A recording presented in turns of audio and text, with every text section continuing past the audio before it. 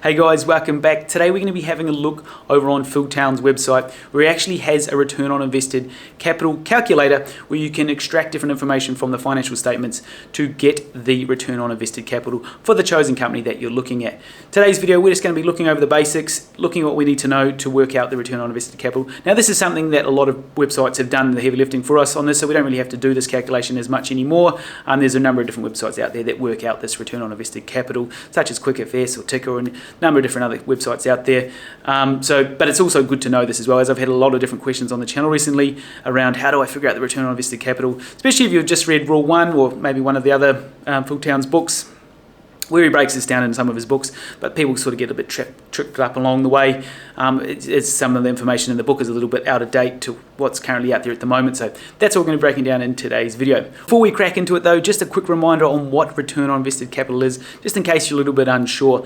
The basic, very high level look at it is how well management are at deploying the capital that they have at their disposal back into the business to grow the business, to generate more profits for us as shareholders. Basically, how well the business is being run. Now, a general rule of thumb that Phil Town likes to use for this is he likes to see this at 10% or above. So that's what going to be our benchmark today, is trying to find a business that has a 10% return on invested capital. And in today's example, we're going to be using Alibaba as the example. So we're going to be working out the return on invested capital for Alibaba. Anyway, with that said, let's jump on over to the website to have a look at the return on invested capital calculator. Alright guys, I'm over on the Rule 1 Investing website. This is Phil Town's website if you're not aware. It's free to access this calculator. You will have to go on and do the paid version if you wanted to access his full toolbox, but it's totally free to access this calculator and a number of other different calculators as well, which is a great, easy to understand calculator if you're just wanting to quickly work out the return on invested capital for whatever company you may be looking at investing in. So quickly before we get into it, return on invested capital, this calculator determines the most important number to tell you if a business is being run well. Now, Phil Town likes to see this above 10%, so that's a good sort of benchmark or rule of thumb to go by. I've already input the figures here, but I'm going to show you where I pulled them from, and I pulled those from a website called QuickFS. QuickFS is a great tool to use. Like I said, it's free to use as well, so both these resources we're using today are absolutely free, not going to cost you a cent. Only thing it's going to cost you is a simple like on the video. But with that said, let's just go down here. I want to highlight one quick thing before we get into it. So in order to get the return on invested capital, we need to establish what the NOPAT is, the net operating profit after taxes. But there's a quick and dirty way around this. So the NOPAT is the net operating profit after taxes. It is equal to the operating income times 1, take away the tax rate. If you have trouble finding this or calculating this value, you can use the net income as a proxy. So today, to keep it easy, we're just going to be using the net income as our figure there. And then we need to figure out what the equity is and also the total debt. So with that said, let's move on over to QuickFS here. Like I said, QuickFS is a fantastic resource, especially if you're just wanting a quick snapshot of the last 10 years of financials. So we can see here, just over the key stats, the 10 years of return on invested capital for Alibaba is 15.3%. We're going to be using Alibaba today as our example. So let's move on over to the income statement. So here we are over on Alibaba's income statement, and we're going to be taking the trailing 12 months. So we scroll down here. Now if we look at the bottom right here, the net income for the trailing 12 months is 22,593 million.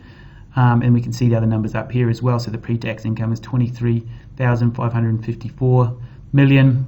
Their current tax rate is 18.5%. I think they increased just recently, and then they've added back in the interest there.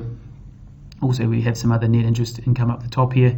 But this is the number we're going to be taking today, and that is the net income. Like I said, it's the quick and dirty, easy way to do it. We take our 22,593 and we input that here into the net operating profit after taxes.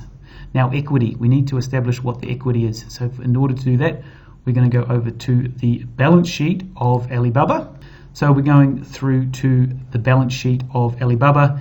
Now we're going to scroll down here to the bottom right, and this will give us, this is for 2021, this will give us our shareholders' equity, so that's 165,102.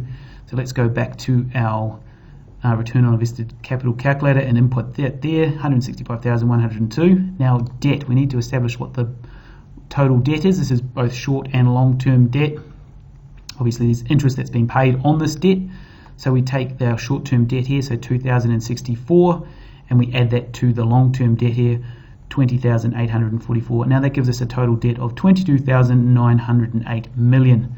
So we'll go back to our calculator, add that in there, 22,908 and now this gives us the return on invested capital of 12%. Now, a good way to check this if you want to just sort of check your calculations is you can go back to Quick FS here, or you might now even want to do the calculations after you see this.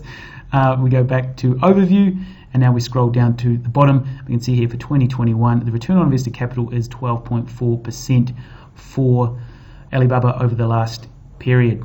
Look, there may be some slight variations between your calculation and what you're seeing on other websites or even Quick FS, but it should be pretty close to the mark. Depends on what interest they've included or something along those lines. So definitely there's something to be wary of there. It just gives us a sort of a close ballpark to what the return on invested capital is.